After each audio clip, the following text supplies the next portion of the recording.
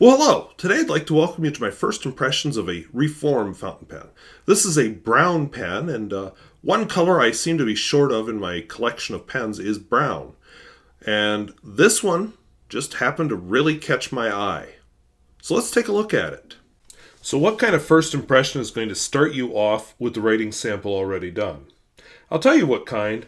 The kind where I forgot to turn this camera on while I filmed it. So didn't realize it till I was editing this footage together to make a video and said, oops. So, I'm going to try to reenact this bit after several weeks. I've known about the problem for a while, I just haven't gotten around to doing this. But I did write down some of the comments that I had originally made when I wrote this writing sample. So we're just going to try to recreate it. Now I'm going to do it on the facing page. Before I do that, we should take a look at the pen. So this isn't one of those slim black pens that I like. This is a slim brown pen. That's okay. It looks pretty cool. Nothing on the clip. No branding here. Nice striations on the cap. No branding down here. Nothing on that finial. This finial has a very stylized Reform logo. And I don't know a lot about the Reform company history, so I do need to research that. Slip cap comes with a gold nib. Very slender feed. This is one of those, I'm going to mispronounce it, I'm so sorry, Kugel nibs. It's a ball-shaped nib, which makes it easy to write in all directions. It did not come with a converter, so I had to put one in, but I don't know what brand this is. I had several converters, and this is the one that fit.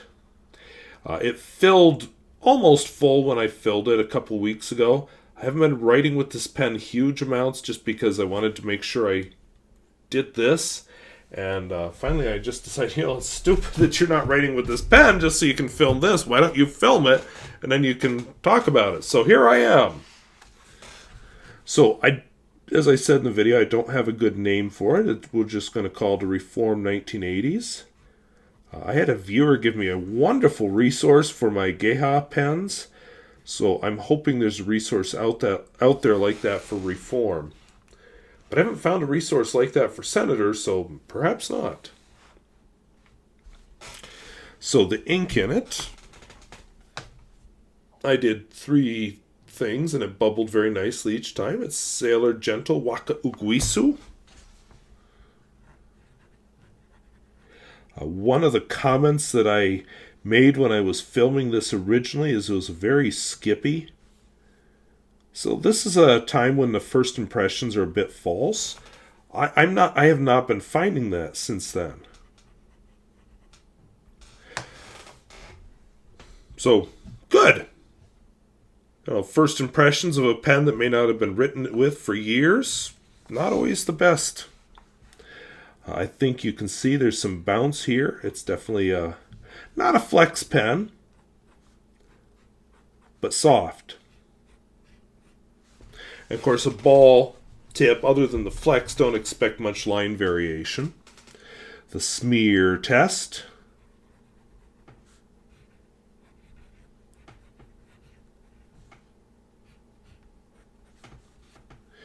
A bit wetter than the first time I tried it.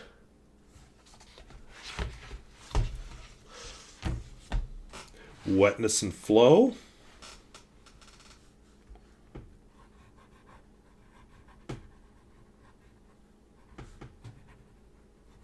I will say this pen feels very good on the paper, if that makes any sense.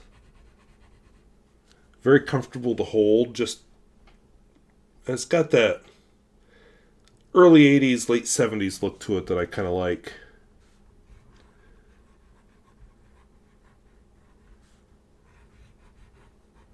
Now, my prediction when I originally did the reverse writing test is, since it's a ball-shaped nib, I expected it to do very well. Ah, God. So it doesn't. It's horrible. It was horrible the first time I tried it. So, not a pen for reverse writing if you're into that kind of thing. And finally, the world famous Pierre Gustafson test, which I will just, spoilers, was a huge fail the first time. Let's see how it goes this time.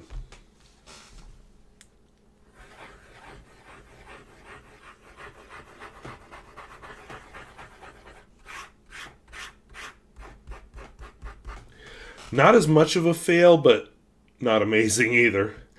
Of course, it's an extreme test. I've been told I'm too rough when I do the test, so I tried to be gentle there, but it's skips a lot. Now, normal writing, these were notes that I wasn't originally planning on showing you. This is what I wrote down from listening to my original first impression, the audio of it, because that recorded, just not the actual writing part. Has no problem with that. Other than that first day, it was kind of skippy. So, this is just an extreme test. And so, don't take this pen off-roading. Oh, now we'll return to the original video that I recorded several weeks earlier. Alright, and finally, the world-famous Pierre Gustafson test.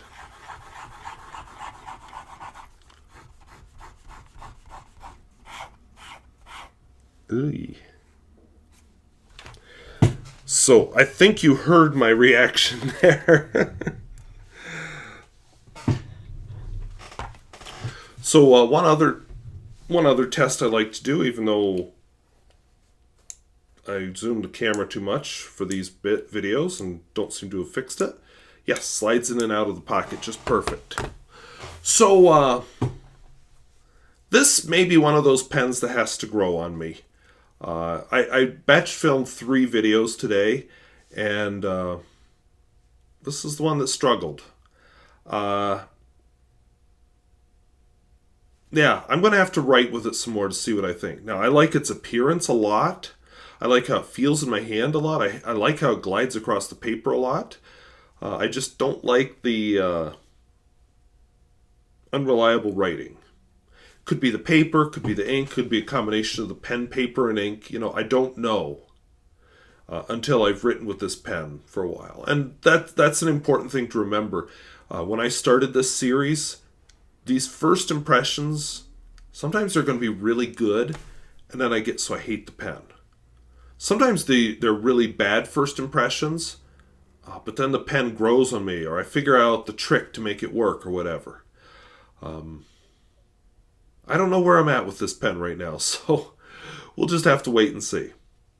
So keep that in mind, and always, anytime you watch a review, remember that the reviewer is reviewing the one they have, not the entire product. So, something to keep in mind. So I want to thank you for watching. We'll see you later. Bye-bye.